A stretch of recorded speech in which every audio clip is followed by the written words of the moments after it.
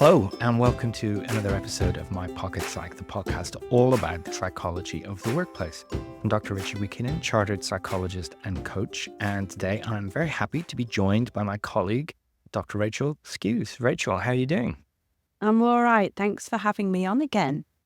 It is nice to have you back. It's been quite some time because bear in mind, we record these in another time frame. They get recorded and they come out a little bit later, but even considering that, it's been quite some time.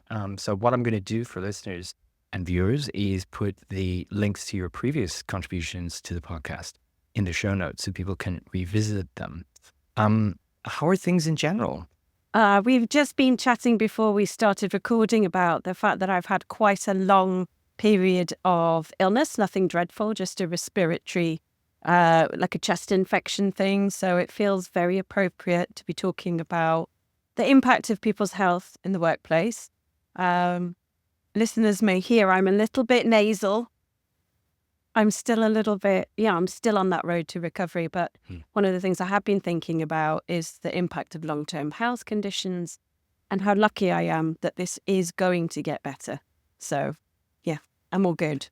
I mean, I think that's a really good point. I'm delighted to hear you're getting better because I've heard you when you weren't, and it wouldn't have been, apart from anything else, good podcast content, but you sound tons better now. And yeah, I think this is a really important point, isn't it? The fact that there are so many people who live with a chronic health condition and they are working, full-time, part-time, however they are working, they're in the workplace. So I thought we'd have a look at this today because from my perspective, and I'm maybe not even coming at it from an evidence-based perspective, but from my awareness, it's not a topic that gets spoken about a lot. So much of the well-being in the workplace narrative focuses on that group of people who are assumed not to be coping with another chronic illness. And it's about you at work and how you can be well at work. But of course, we're the same person when we're outside of work, and we bring those things with us to work. So I was really interested to go into detail with you about this today. Let me start. What kind of conditions are we talking about when we talk about these chronic conditions? Well, there's a range of different conditions. Some are more common than others. So some of the most common ones are the physical conditions, a lot of which are related to chronic pain. And some of that, the person who is experiencing it may not actually know where the pain is coming from. So there's a level of frustration that comes along with that. These conditions can be lifelong and can be very debilitating. Other conditions that would come under that category are things like mental health problems. So there's a lot of, it's like an umbrella term that covers a lot of different things, and how those different conditions affect people might be different. I think another really important thing to mention about this is that some may be more visible than others. So as we know, mental health conditions, people can kind of hide it and mask it fairly well. The same with chronic pain. So people may be trying to manage their condition and not necessarily kind of present as somebody who's got a chronic health condition, especially if they don't feel safe within a particular environment, or maybe they've had a history where they've been treated differently or perhaps not treated very well or inclusively as a result of disclosing that they have this kind of condition. There's multiple layers to this then, aren't there? The one is, what is the nature of this condition? And as we know, not all physical illnesses will be a straight line from A to B. There are ones that can come and go over periods or flare up, if you like. Some are much more visible to others. They may result in someone using assistive technology, and that would indicate. But for others, they are invisible. They're, the person experiencing it may be the only person who's aware of that. And of course, living with something like that can have an impact on how you show up at work. Even, as you said, the masking, the additional work involved in keeping something from your colleagues really takes its toll. So for a lot of these, it's not that someone got ill and went off for a short period of time and came back. These are the much longer term conditions that people are living with while they're working and doing the rest of life and everything that comes with that. And let's not forget that you might have more than one of these conditions at any time. Yeah. And one might have caused the other, or You might just pick up things as you go about your life, like we all do. So it can be really tempting, I think, to just pigeonhole these things, but they're a lot more complicated than that. I think the other way that this is a really relevant issue in the workplace is the caring responsibilities of individuals who might have a family member, a child, a parent who's got a chronic health condition as well. So to throw some figures out there, we know about, 1 in 2 people, about half the population, have a form of chronic health condition. And that's huge. But you also have 1 in 4 women and 1 in 6 men who have caring responsibilities for an individual who is described as having chronic health conditions. So it's quite prevalent in terms of our population, and therefore something that I think is really relevant for people in workplaces to be aware of, to be thinking about. Absolutely. From an awareness point of view, and we will come back to this, maybe what team leaders and managers and organizational leaders can be aware of to foster a bit more inclusivity and a bit more understanding. But also, given the nature of some of these conditions, that someone might never have spoken about it openly. They may not feel, as you say, safe to talk about it, or the fact that it's a family member means that they want to keep it slightly separate. They don't necessarily want to have that conversation because it's not them. And there's lots of reasons in the workplace why someone might feel it's easier not to have that conversation, but it is a complex area. So let's talk first of all about some of the ways that this can make life more difficult for people at work. What are some of the ways that it can impact what it's like to go to work with a chronic health condition? So I think one of the big ones is the impact of that chronic health condition on somebody being able to do work in a certain way. So that could be if they need to be in an office, if they need to be typing. So, for example, if somebody's got chronic pain in their hands and their wrists, typing could be really painful for them. And most of us, a lot of us, that's a core part of what we need to do in order to, do the tasks that are the main part of our jobs. So there's some quite serious kind of physical things, I think, in terms of being able to travel, being able to put ourselves into certain environments. There are some of those kinds of factors. And at its worst, that is going to lead to people being excluded from the workplace because they can't complete the tasks that they need to complete for their job. So we, I think, are going to talk about, the adjustments that organizations might want to put in place and thinking about how you do that. And I think that's when we're talking about the impact within the workplace, making workplaces more inclusive is a huge part of responding to this issue within the workplace. Absolutely. And again, avoiding that temptation to kind of categorize people. We're talking about an individual whose need for a small adjustment might be just that, but it makes all the difference for them, rather than viewing, okay, everyone who's going to come to me with these requests is going to be a big upheaval, or it's going to be really complicated for me. Really small things can make a very big difference. And I think that's something we've touched on the podcast before, is the unintentional exclusion of people from activities because of assumptions about them and their life. So, here in the UK, where so much of workplace socializing happens in a pub, where someone might not be able to drink alcohol, they may not want to spend any more time away from home where they feel safe and relaxed and they can, look after themselves. Or as we said, the caring responsibilities may preclude them from staying out any later than their working hours. And that's just a couple of really small, simple examples, but it just means that without meaning to, by saying reward the team by taking them out for a drink, some people just aren't going to get that reward because of a chronic health condition or a caring responsibility. Yeah. And in fact, I've heard various different stories that relate to people not coming into the office and that being seen as a lack of engagement and a kind of a perspective on lower performance, which from the way I hear people talking about it, it's not necessarily that this person isn't engaged and isn't performing, but it's more, well, we have an event and they don't come. And therefore we feel like they're not as engaged as the people who do come to events. I've heard organizations who said that people who come into the office will be given first kind of priority when it comes to promotions because they're coming into the office. It almost mirrors that return to the office narrative of, everyone needs to come back to work in the shared office space because that's where the good stuff happens. And if you're not willing to come into the office, ... lots of conclusions drawn about you. And that's even down to personal preferences and where you live. It's nothing to do with a chronic illness, but it could play a role in that on top of everything else. Commutes are exhausting. And if you rock up to an office after an hour-long commute and none of your colleagues are there and all your meetings are on a video like this, you would begin to question, what's the point of this? But unfairly making distinctions between employees based on their presence is deeply unfair. And if we continue that thread, you could get an organization into real trouble by building in that kind of structural inequality. That's nothing to do with performance or outputs or goals, but merely how much face time there is in the workplace, especially if these chronic conditions are part of the equation.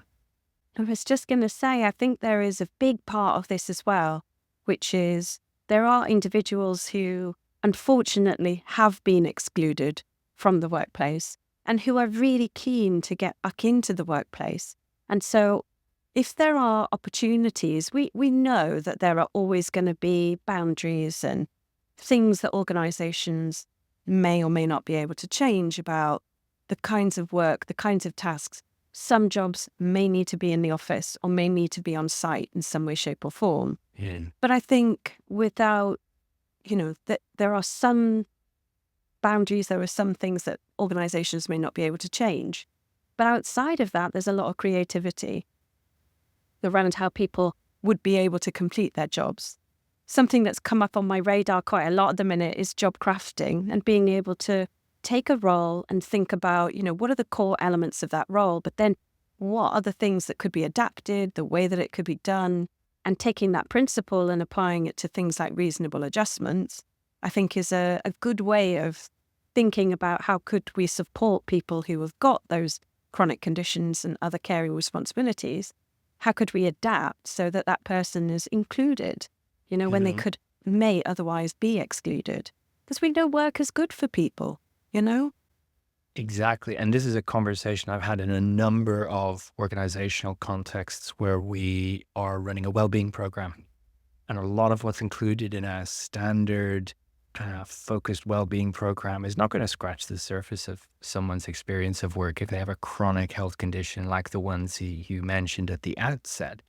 And yet, making that accessible to people helps them feel included in it and gives them voice if that is appropriate to talk about their well-being and how it's not this, neat little box that is sometimes full and sometimes empty, but rather holistically talk about well-being in an environment where that's appropriate and where that's welcomed.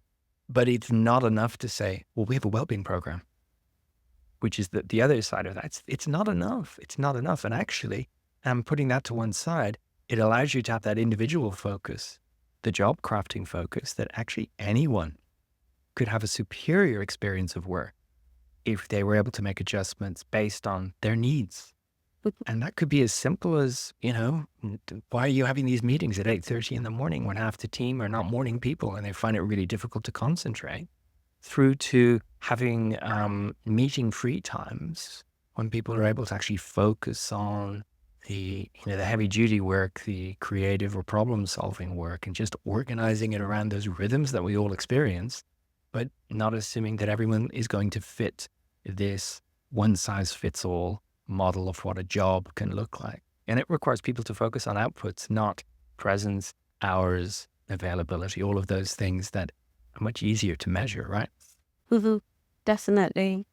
And I think to bring the organizational perspective into this, I think it is difficult for organizations to tread that line between what feels fair across all employees and making those adjustments for people. And so I think that's why the reasonableness of the adjustments has to be at the forefront. So organizations shouldn't say no if there's no good reason not to do it. But similarly, employees, when they're kind of talking about contracting and crafting roles, need to have an eye on what is reasonable for both parties. When I speak to organizations about this, some of the hesitation is this fear around getting it wrong. And I really understand that. But I think that fear is potentially holding people back from creating an inclusive environment. So I think supporting organizations in, as we say when we talk about psychological safety and psychological flexibility, being able to create safe environments where we're willing to do what matters, do what's important, and not be driven by that fear that we might be experiencing. And have more of those conversations. It doesn't guarantee success, but how will anyone know if the conversation doesn't at least happen? And it's something that, over the last few years, actually, I've done a lot of work with organizations, helping managers have better quality conversations and have approach conversations with intention and an open mind rather than saying, oh, that's going to be a terrible conversation. So that they're able to focus on the person, what's actually being said, so they can provide support or give feedback or whatever might be. But none of that will happen if there's a mental model that says health, well-being, that's private, that's off the table, or I never want to ask them about that. Or the perception that fairness equals treating everyone against the same standard, even if that's unfair because of those individual differences. So for me, a lot of this will start with the conversation, just raising the topic, which itself can be difficult, but there's ways that we can make it slightly easier. Why don't we move on to the bit that maybe more positive in tone, which is how do we look at this through the lens of ACT, acceptance and commitment theory, or building people's psychological flexibility? How is this relevant to this topic of chronic conditions, and how do people benefit from increased psychological flexibility? So one of the big ways is, and we use that word acceptance, and it means something really specific when we're talking about it. Generally, when we talk about psychological flexibility and we say, we're cultivating acceptance, it's not a passivity, it's not a resignation to something. But what it is it's kind of making space for things that we can see are going to be there. They're not going to go anywhere. Now, of course, that's very much part of when you have a chronic condition, when you're working with somebody who's got a chronic condition, to really understand that it is exactly that. It could be lifelong. There may be an end to it, but this is not about necessarily fixing somebody.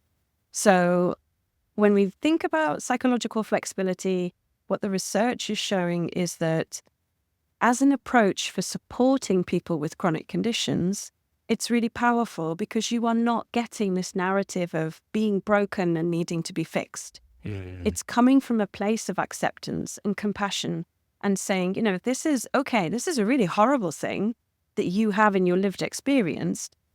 Having chronic pain is the worst thing I can imagine, really. Having other chronic conditions, knowing that there isn't a solution. It's not like if you cut yourself, you put a plaster on, you will heal. It will go away. So I think that's a really big part of understanding how to relate in a better way, in a more helpful way to chronic health conditions, whether they're your own or somebody else's. So being able to notice what matters and engaging with what matters, because when people have got chronic health conditions, it can really get in the way of them living the kind of life that they want to live.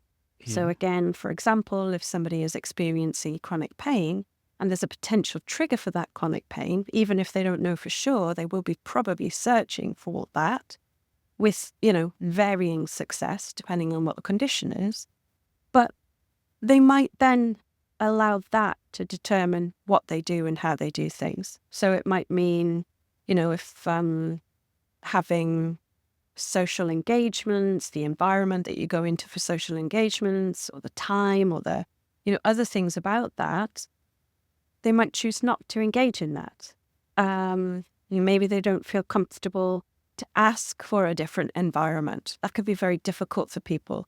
So we tend to get into these unhelpful avoidance patterns, and that can come out in lots of different ways. I'm using an example of engaging with your social network, engaging with your friends.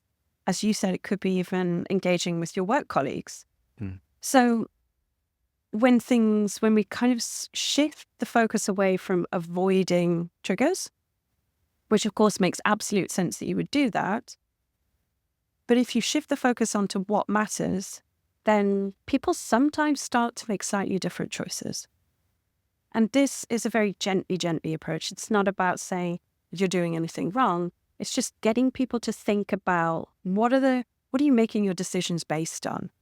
Is it the avoidance of a potential trigger, which may or not be, that might not be actually a trigger.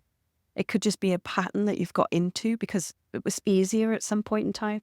But if that's costing you something, costing you a quality of life that you don't have because of that behavior, that avoidant behavior, just thinking about whether or not that's long-term the best thing for you.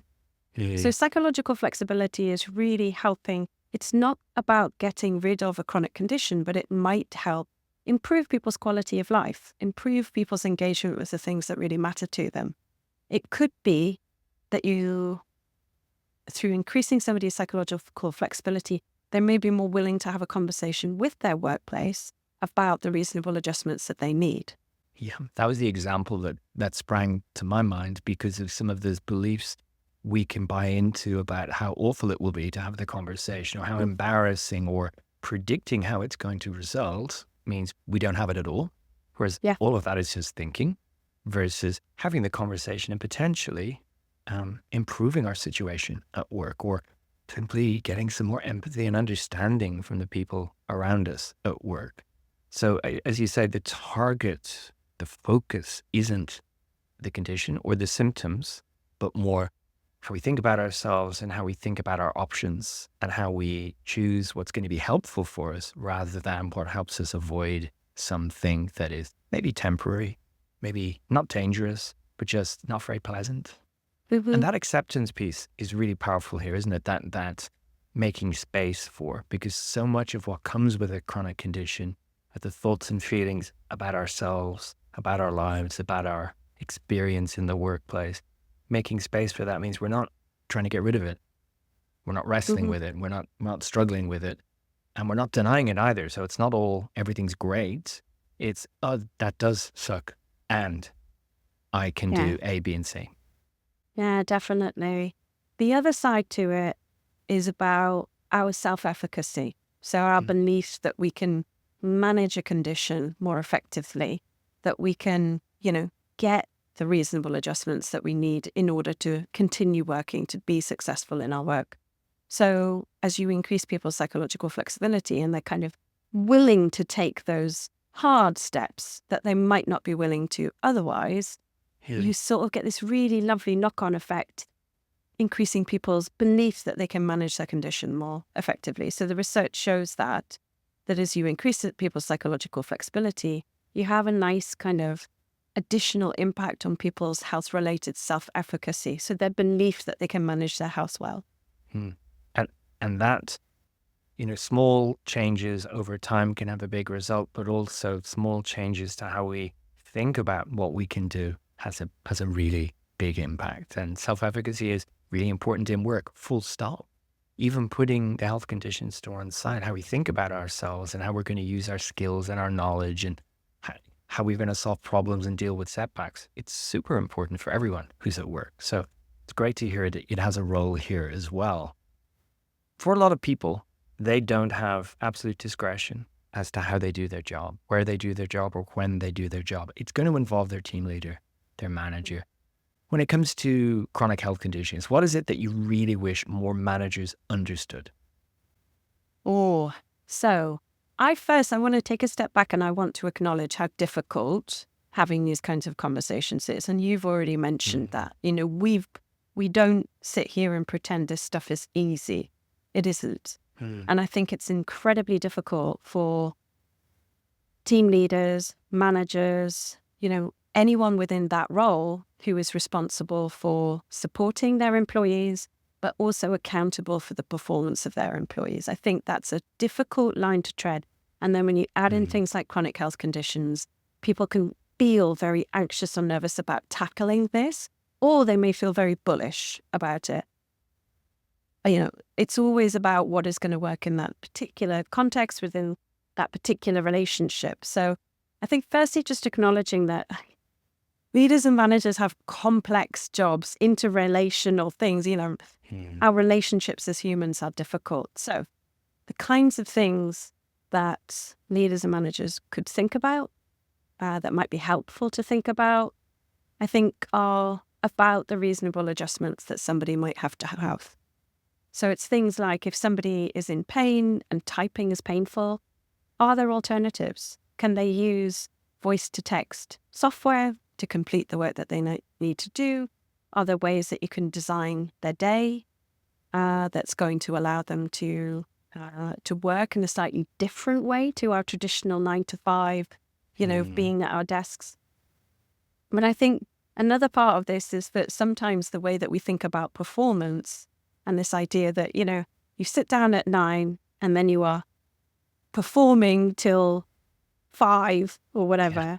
I don't know about you. I just don't work like that. I have good days and I have bad days. I am in the zone, I'm in the flow. And then sometimes I've got stuff going on or I'm tired or whatever it might be. Yep. Our performance is cyclical. So I think that's helpful for leaders and managers just to have in mind that if you do redesign the way that somebody does their work, you could think about not only what that person needs, but also, what are the ways that we can tap into those cycles of performance, making sure that people are resting and recovering well. An appreciation of the need to rest during the day Yeah. and recovery from the day is a human essential. And there's the potential, I'm thinking aloud here, but there's the potential to raise awareness of these human needs by having these conversations about people's needs with a chronic health condition, because you soon realize, well, everyone's going to need something. Everyone could benefit from something and open conversations more broadly. Very complex, obviously, yes, but some of those essentials really contribute to our performance in a way that you get payback tenfold, by allowing people to rest, allowing people to sleep properly, allowing them to play to their strengths and their self-awareness. And obviously that's got to work for both parties, the organization and the individual. So we're not suggesting anything other than a contracting around something that works for both sides. But within the bounds of that, there's a lot of creativity that we have and a lot more that we can do understanding how we perform. What does high performance look like? And what kinds of environments can leaders and team leaders, what kinds of environments can they create that are going to support that? So one of the things that I talk a lot about is psychological safety. Do your team feel safe talking to you about these kinds of things? Do you have good relationships with them? Do you have environments where people feel that they can disagree with you, with others? Those are the indicators of a psychologically safe space. And I think, am I right that, that's something you've talked about on the podcast before? So there's resources there for individuals who want to learn more about how do I create psychologically safe spaces?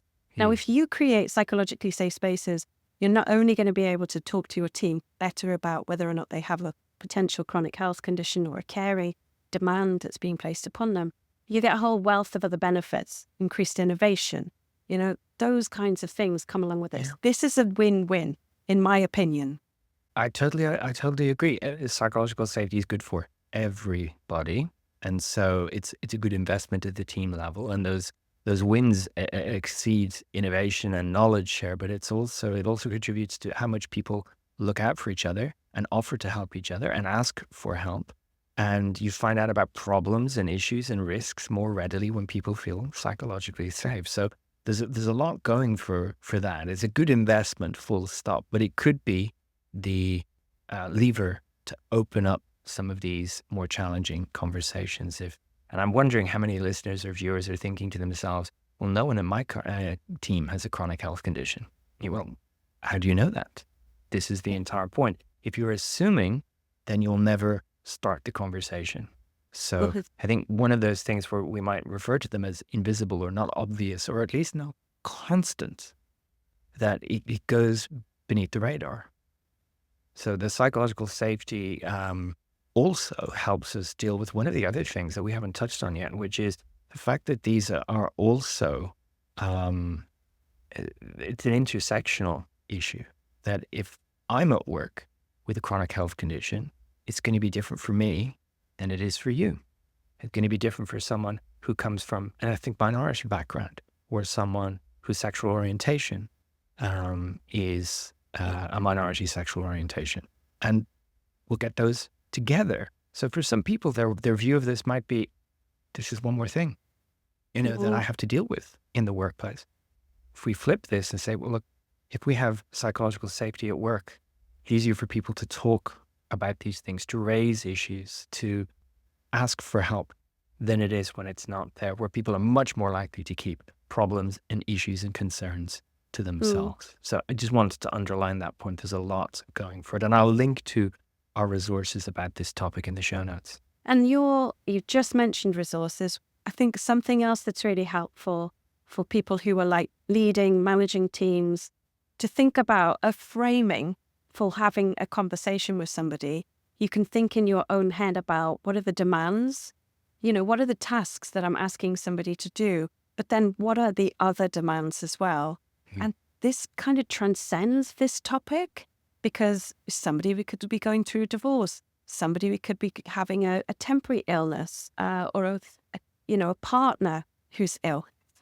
We're talking specifically about chronic health conditions. So that's a demand on top of somebody's workload. Yeah. So thinking about what are the demands, we know that the relationship between demands and resources is one that it's about high performance. You get high performance when the demands and the resources kind of match. Somebody's got the resources to meet the demand. High performance doesn't happen when people don't have the demand on them. That's not that demand is bad. It's that we want these things to be well matched in terms of the resources. And usually leaders, team leaders, those are the people who are really well placed to help get those resources for people. Reasonable adjustments are a resource. Safe spaces are a resource. Your relationship with your employees is a resource if it's a good relationship. It's a demand if it's not a good relationship. And those are the kinds of things that I think leaders and managers should remind themselves that that's within their control. They can't control how well or ill somebody is. But what they can do is have conversations to really help to understand, do the demands that your employees are facing, are they well resourced to meet those demands? And if they are, that's really helping people to be set up for success. If they're not, what is within your control? What could you do to give them that extra resource? I mean, quite often there is a lot, and people will often be able to let you know what they'd like. And there may be a period of experimentation where you're kind of working out what works on both sides.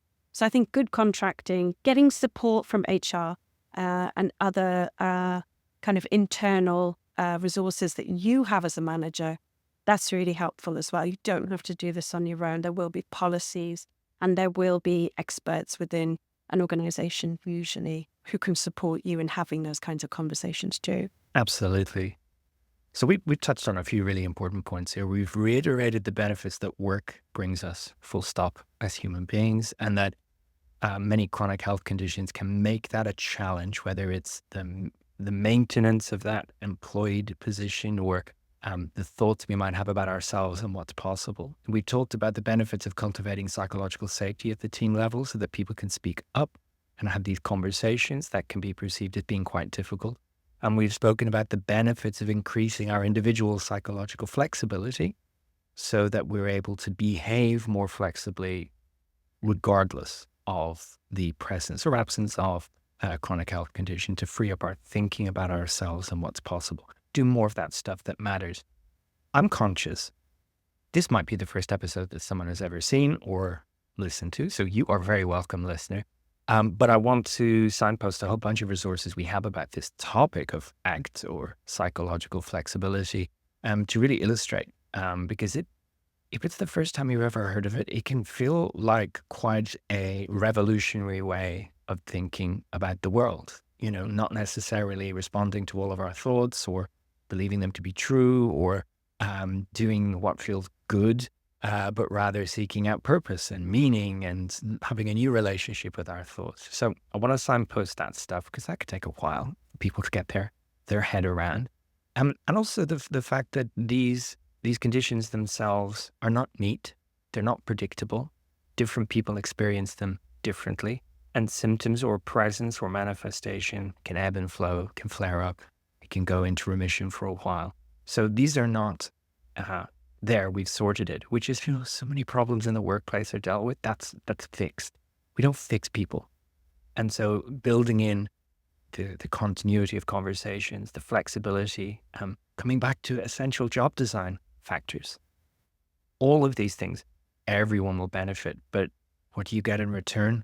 You get the input, the output from all of these talented employees who just happen to be living with a chronic health condition. Have I summed that up? Is there anything else you would like to throw into the mix at this point? One more thing that I think leaders can think about that we haven't talked about, and that is the need for them to be able to flex their style a little bit in these situations too. So we've talked about how complex it is. I mean, just across the board, it's complex being a leader. I think that's why we have to spend time building those skills, cultivating those skills, developing those skills, So one of the things that I think leaders can reflect on when they are having these kinds of conversations is what is going to serve me well in this situation. As I mentioned, some people may be quite hesitant and avoidant of having these conversations. Some people might be quite bullish about it. You know your employees. You know what's going to land well with them, but cultivate your own psychological flexibility. Are you reading people's emotional responses well? Are you able to get some feedback on that and find out whether or not people feel safe to talk to you about these different things? Now, some people are going to cultivate self spaces quite naturally. Others, we might have to work on that. So I think that's something that's worth reflecting on as a leader is also, what is coming easy to you and when might you need to flex a little bit and think about, challenging yourselves in your own beliefs about how you should allocate resources, allocate tasks, what you think is fair, thinking about noticing your own biases, noticing if you are kind of projecting onto people, this person isn't working hard enough because they're not present in the office. I think that's a helpful reminder for all of us that we have these biases. And therefore, if you are the leader within a particular context, it's likely that they are going to be shaping the way that you see a situation and just being able to notice that. And those are all the same skills that we're talking about when we talk about psychological flexibility. So PsychFlex for leaders is also a really helpful kind of framework, way of thinking when you are having these kinds of conversations with people. I might suggest every leadership program I've ever run, we've included a theme that is not everyone's like me, which can be a big development point for leaders. Not everyone thinks like me. Not everyone sees the world like me. Not everyone has my skills, my advantages, my background, my perspectives.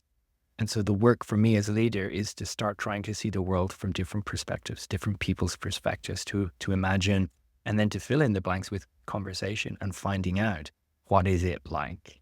Without that, you're left with either, as you say, that person isn't performing well enough, or that person, they couldn't do that because of chronic health condition X. Rather than having the conversation, rather than discovering and unleashing someone's potential. I'm just thinking about what I'm going to name this episode because it's not a neat topic. I think like lots of the things we talk about, it opens up a whole box of different things that need attention. And maybe that's why it's sometimes neglected. It's too big of a problem to deal with, but people aren't problems. And we can make those adjustments. We can have those conversations. We can cultivate those environments so that regardless of your health status, you can have a fulfilling experience of work and one that you're not being disadvantaged in because of something that you've got no control over. And quite often, people are already frustrated with their experiences of this chronic health condition. They want to get rid of it. They can't. And the last thing that they would want to do is lose the meaning and purpose that they gain through work, through being part of an organization, through contributing and being part of, all of our shared lived experience. Thank you so much. I've got lots of things I'm going to put in the show notes to maybe start people's thinking about these different topics, these different skill sets. One thing I will say, because I don't think I can list them all, but every established health or condition-based charity I've ever looked at has resources on their websites for having conversations about your condition with other people. So if you're living with one of these chronic conditions, it might be a good jumping off point to go and look at that organization's website to see, well, what do they advise about how I can raise this with my employer? Because these aren't new. These are things that have been around for a very long time. So I really want to share resources and point people in those directions. I'd love to hear from you if this has sparked any ideas or challenges, or if you've got suggestions. I'd love to hear from you. You can email us at podcast@worklifepsych.com. If you're watching this on YouTube, you can just leave a comment below. We'd love to hear from listeners. We always do. And sometimes it's just a case of a thumbs up in an email. That's lovely too. But if there's something you really, really want to know, if you've got questions for Rachel or I, don't hesitate. Drop them in a message and we can address them in a future episode. Rachel, thank you so much. We'll speak again soon. Everyone else, thanks for listening.